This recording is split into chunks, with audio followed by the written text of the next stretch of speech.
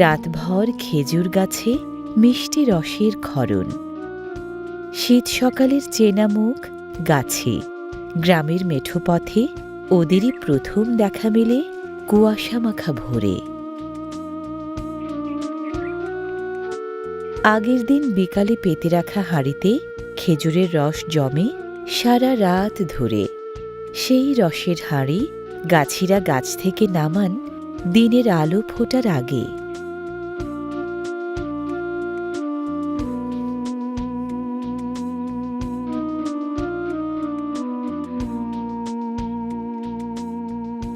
নানা কারণে খেজুর গাছের সংখ্যা আগের চেয়ে কমে গেলেও খেজুরের রস সংগ্রহের চিরচেনা এই চল এখনও শীত সকালের প্রধান দ্রষ্টব্য।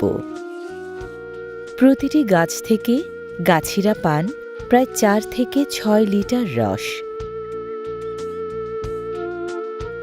ঘন কুয়াশার হিমহিম দখলদারির মাঝে নানা জায়গার গাছ থেকে গাছিরা এভাবে হাঁড়ি হাঁড়ি রস সংগ্রহ করেন অগ্রহায়ণ থেকে ফাল্গুন মাস পর্যন্ত।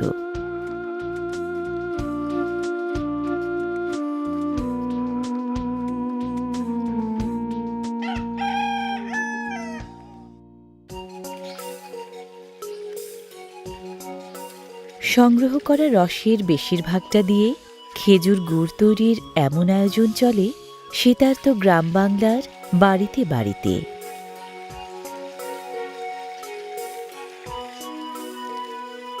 আখা নামের চুলায় আয়তাকার কড়াইয়ে খেজুর রসের